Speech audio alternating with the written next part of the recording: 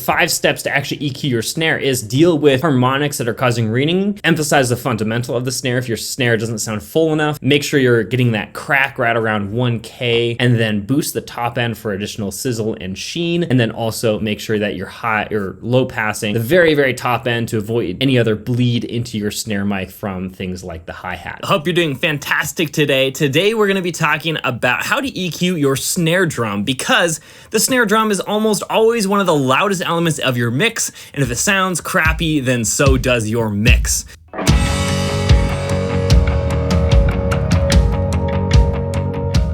Hi, my name's Tyson. I'm a mastering engineer here at Dinosaur Dog Mastering, and today we're going to be talking about EQ for your snare. However, if you want to learn about all the other instruments as well on how to EQ them like a pro, then don't forget to pick up my instrumentation equalization guide. That is in the description of the video if you want to pick that up. It will walk you through every single element inside of your mix on how to EQ it like a pro. It actually has input, so it's not just a blind curve that you should be putting on your tracks, but actually actively listening to your tracks and then guiding you through the decision-making process of where to actually boost and cut inside of your track. So make sure you're picking that up. It also comes with my compression style guide, so if you're confused about compression and how to compress things inside of your track, the compression style guide will also help you out inside of your next mix. So make sure you're picking up both of those in the description of the video. And without any further ado, let's dive into the actual content of today, how to EQ your snare like a pro. 5 tips on how to EQ your snare drum correctly,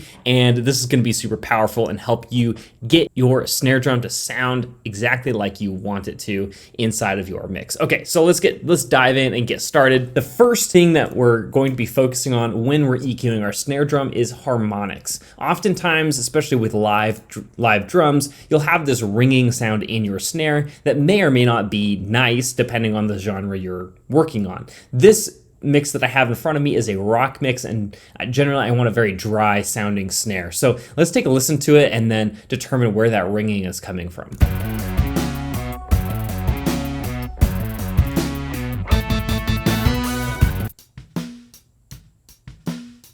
So you can hear, especially when I solo it here, you can hear that ding, ding, and that's what we're really trying to get rid of inside of this EQ. So our first step is to remove harmonics that are causing the ringing. So let's go around, and generically, they're going to be right above the fundamental frequency. So the fundamental frequency is around 160 hertz or so on this snare, and then we're going to be able to dive into those specific harmonics right above that.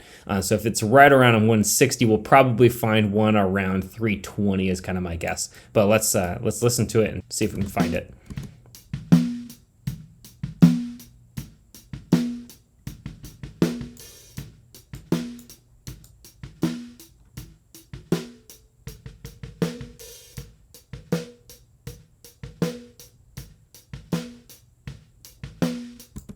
Yeah, so you can hear it, that's just ringing out. So we're gonna remove that. I'm gonna make it a little bit wider so we can kind of take that.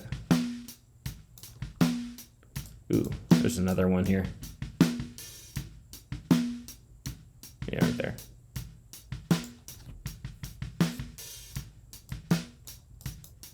So now I have more of a smacky snare, and it's less harmonic heavy, and therefore it's not going to ring out as much. And so again, this is not necessary for every snare. You may or may not want to do this on your particular snare depending on what you're looking for. But on this case, I'm looking for a very dry snare, so taking out those harmonics, it's the great move here.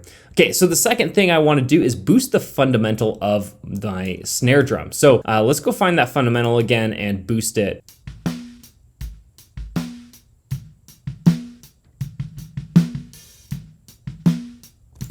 Okay, so you might be tempted to think that this down here, you can see it. So there's this peak right at about 50 hertz or so. You might be tempted to think, oh, that's the fundamental of the snare, but really that's just the kick drum. So I'm actually gonna high pass this as well, just to cut all of that stuff out. We don't want too much bleed from the kick drum. So I'm not gonna be very aggressive with this high pass. I'm just gonna move it up until I'm really just cutting out that kick drum, which is sitting right around 50 hertz or so. And then I'm going to use this band to boost the fundamental of my snare. What that is going to do is going to bring more body to the snare, and it's going to just sound more full. So let's take a listen to that.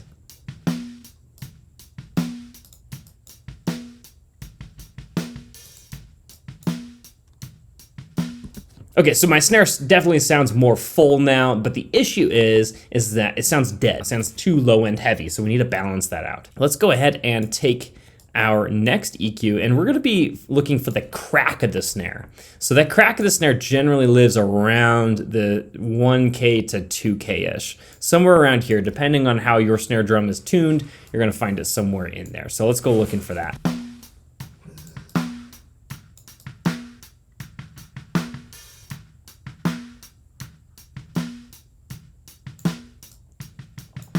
Yes, it's sounding right around 1400 hertz or so is right where that crack is. So I'm gonna boost that, get a nice 2.5 decibel boost or so.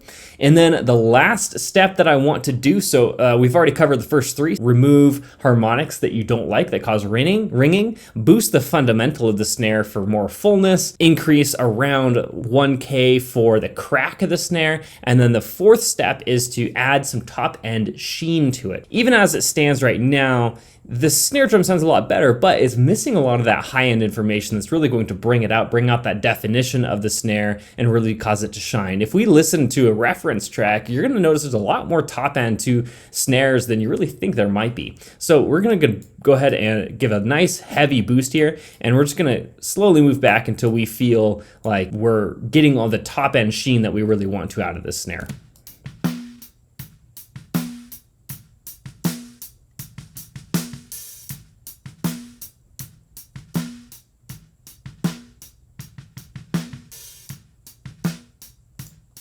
Now we've caused another issue for ourselves. While boosting that does bring out the definition of the snare, it sounds really nice, we're also shooting ourselves in the foot because it's also bringing out that hi-hat. The hi-hat is really loud now. So what we're gonna do is we're gonna add another low pass, and we're gonna bring that down to about 10K because that is going to cut out the hi-hats and it's going to help prevent that from bleeding into the snare too much. So let's take a listen to it now.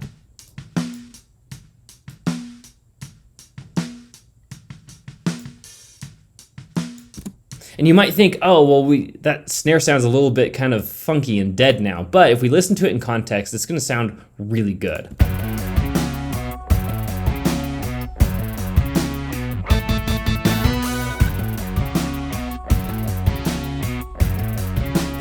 So we have one more step to do before we call it quits, and that is actually EQ the snare bottom. So we were just focusing on the top right there. Let's move to the snare bottom and see what we need to do here. The same steps apply that I just applied to the top, but they're gonna be slightly different because the snare bottom has a different character that's gonna add to the snare.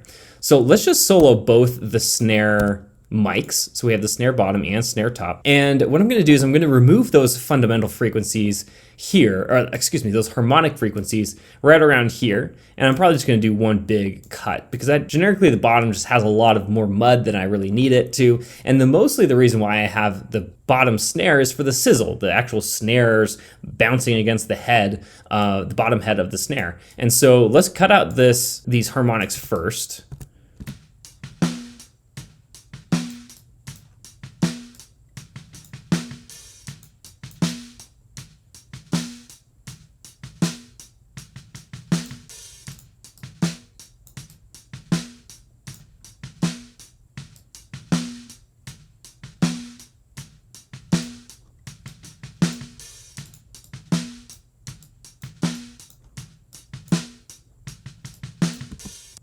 All right, so let's listen to all of that in context.